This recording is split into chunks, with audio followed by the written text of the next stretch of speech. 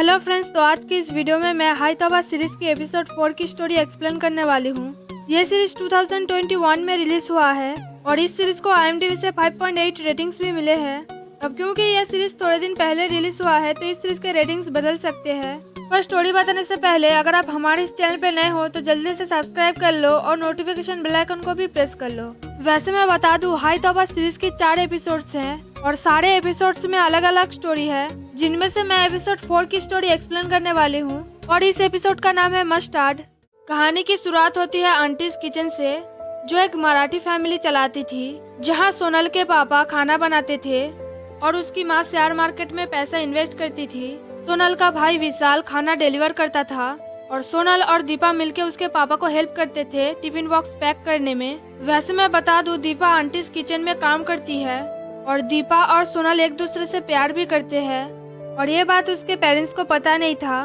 तो रोज सोनल और दीपा खाने के डिब्बे को विशाल को देते थे और विशाल घर से निकलने से पहले टीका लगा के जाता था। और ऐसा क्यों, वो हमें आगे पता चलेगा। और विशाल के जाने के बाद सोनल और दीपा एक दूसरे को देखते रहते हैं और बात करते हैं। फिर विशाल सबको खाना डिलीवर करके जाता है एक और जगह खाना डिलीवर करने, जहाँ वो मिलता था विद्या से, जिसे वो बहुत पसंद करता था। तो वो जब भी वहाँ पे खाने का डिब्बा देने जाता था तो विद्या रोज उसके गले में वो टीका देखती थी और वो देख के वो विशाल से बात करती थी, जिससे विशाल बहुत खुश हो जाता था और विशाल उस डिब्बे के साथ एक चटनी भी देता था। कहानी में आगे एक दिन सोनल उसके पापा से पूछती है कि सारा खाना तो वो बनाते हैं, तो आंटीज किचन नाम क्यों रखा था। ये सुन के सोनल की माँ उसे बताती है कि लोगों को यही लगता है कि खाना सिर्फ औरत बनाते हैं और ये मर्दों का काम नहीं है, तो इसीलिए उन्होंने आंटीज किचन नाम रखा। ये सुन के सोनल अपनी माँ को समझाती है कि आजकल के जमाने में ऐसा कोई नहीं सोचता है।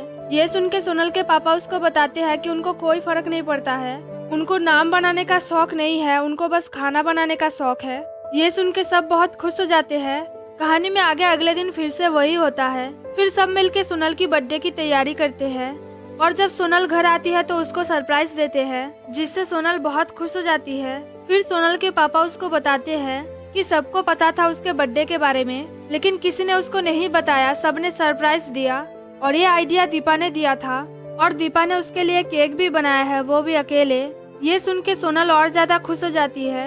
फिर सोनल केक कट करती है और पहले दीपा को खिलाती है और उसकी माँ उन दोनों की पिक लेती है, लेकिन किसी को तब भी शक नहीं होता है कि वो दोनों एक दूसरे से प्यार करते हैं। वो समझते हैं कि सोनल और दीपा दोस्त है। बर्थडे सेलिब्रेट होने के बाद सोनल और दीपा साथ में घूमने जाते हैं और वहाँ सोनल थैंक्स बोलती है दीपा को उसे सरप्राइज देने के लिए।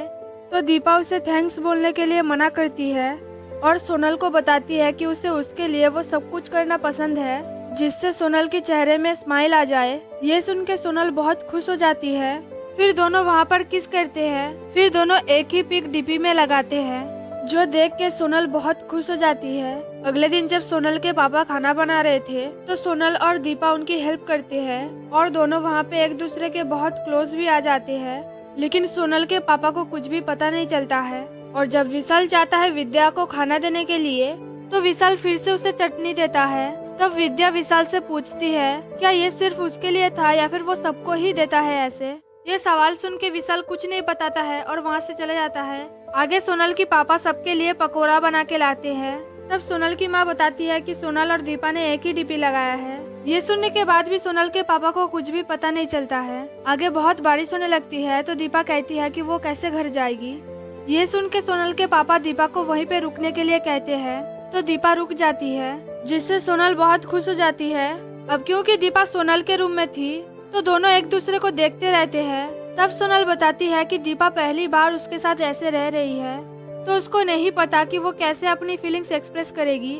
ये सुन के दीपा कहती है जैसे करते हैं वैसे ही। ये सुनने के बाद सोनल दीपा को किस करती है, फिर दोनों रोमांस करते हैं। अगले दिन दीपा सोनल की कपड़े पहनती है।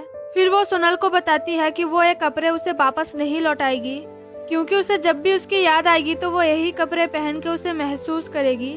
ये सुन के सोनल उसे वो कपड़े दे देती है। फिर दीपा कहती है कि वो हर रोज यही फीलिंग महसूस करना चाहती है, जो फीलिंग उसने कल रात महसूस किया था, जहाँ सोनल और उसके बीच सिर्फ प्यार था, किसी का डर नहीं था।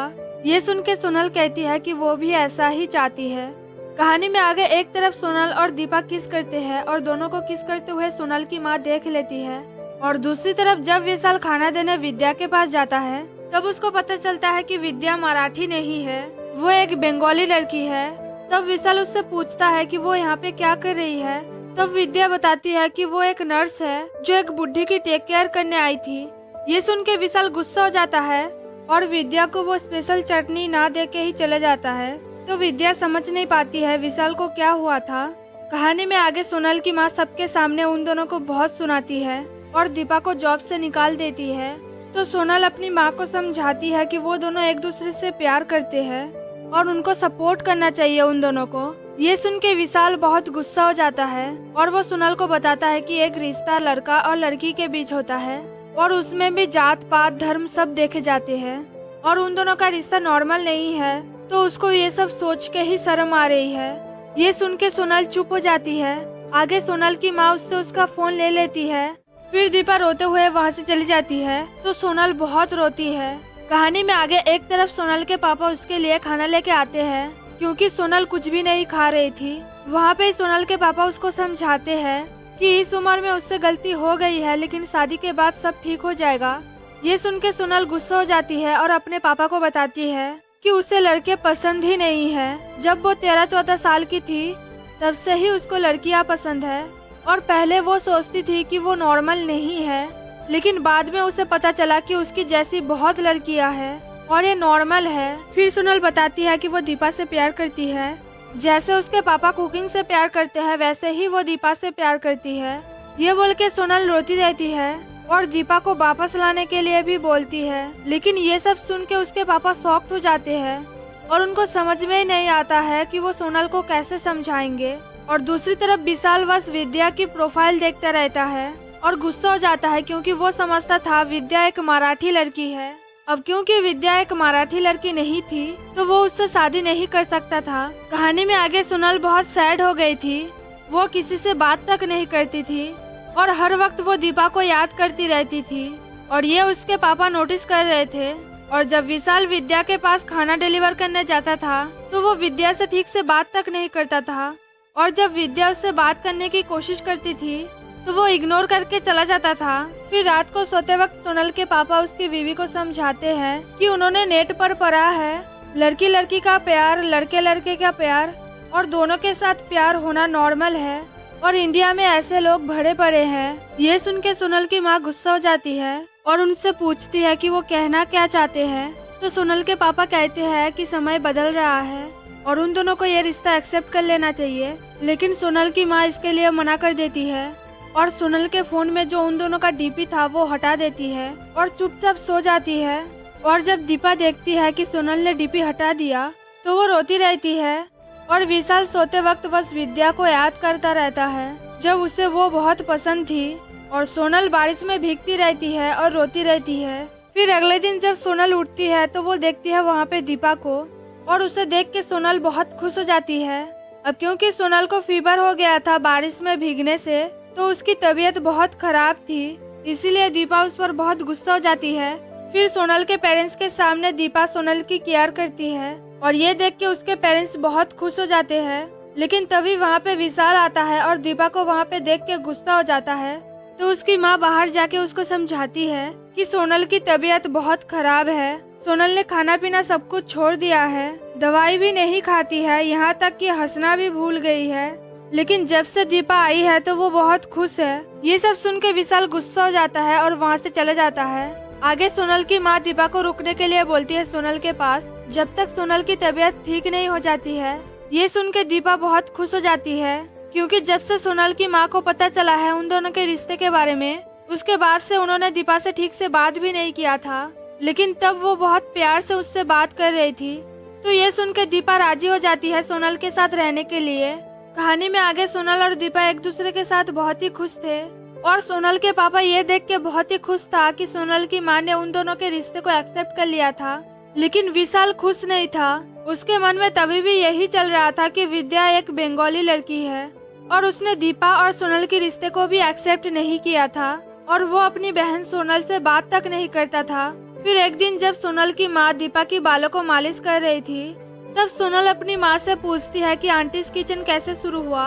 तब उसकी माँ बताती है कि सोनल के पापा को कुकिंग करना बहुत ही पसंद था और उनको नौकरी करना पसंद था।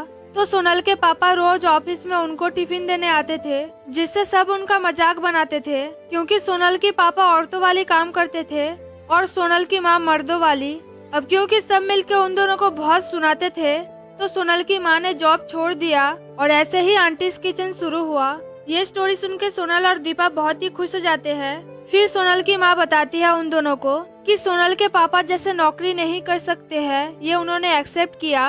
वैसे ही सोनल के पापा ने एक्सेप्ट किया कि सोनल की माँ खाना नहीं बना सकती है।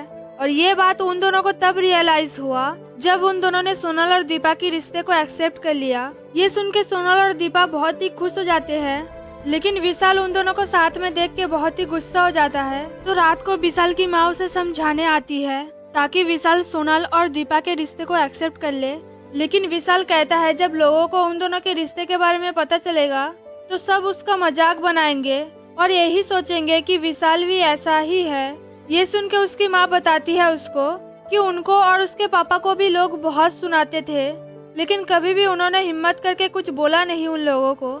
लेकिन जब से उनको सोनल और दीपा के रिश्ते के बारे में पता चला है, तब से उनके अंदर हिम्मत आई है और उनको अब कोई फर्क नहीं पड़ता लोग क्या बोलते हैं। फिर वो विशाल को कहती है इस बारे में थोड़ा सोचने के लिए और वहाँ से चली जाती है। तो अगले दिन विशाल जाता है विद्या के पास और उसको स्पेशल चटनी देने के बजाय उसको बेगुनी देता है, जो विशाल ने खुद बनाया था, जिसे देख के विद्या बहुत खुश हो जाती है क्योंकि वो बंगालीज को बहुत पसंद है। तब विशाल बताता है कि स्पेशल खाना सिर्फ उसके लिए होता है। फिर विशाल बंगाली में विद्या से माफी मांगता है। ये सुन के विद्या और ज्यादा खुश हो जाती है और विद्या भी मराठी बोलती है और विशाल को बताती है कि उसने मराठी सिर्फ उसके लिए सीखा है। ये सुन के विशाल बहुत खुश हो जाता है और उन दोनों की लव स्टोरी थोड़ा आगे बढ़ती है। आगे सोनल की माँ आंटीज किचन का नाम चेंज करके अंकल्स किचन रख देती है और सबको बता देती है कि जो इतने सालों से खाना वो लोग खा रहे हैं वो आंटी नहीं अंकल बनाते हैं। और विशाल ने भी सोनल और दीपा के रिश्ते को एक्सेप्ट कर लिया था। कहानी में आगे सब एक दूसरे के साथ बहुत ही खुश थे। तो इस सीरीज में इस एपिसोड के सहारे लोगों को यही बताने की कोशिश किया गया है कि मर्द खाना बना सकते हैं और लड़कियां नौकरी कर सकती है। एक मराठी लड़का नॉन मराठी लड़की से शादी कर सकता है और दो लड़की एक दूसरे से प्यार कर सकते हैं। वैसे मैं बता दूं इस सीरीज के इस एपिसोड में थोड़ा बहुत एडल्ट सीन है और ये सीरीज रोमांस और ड्रामा से भरपूर है, तो इस सीरीज को अकेले में ही देखना चाहिए। और हाई तवा सीरीज के सारे एपिसोड्स ऑल बालाजी पर अवेलेबल है। तो ये वीडियो यहीं पर खत्म होती है, लेकिन जाने से पहले वीडियो को लाइक करो, शेयर करो, नीचे कमेंट करो। Thanks for watching guys.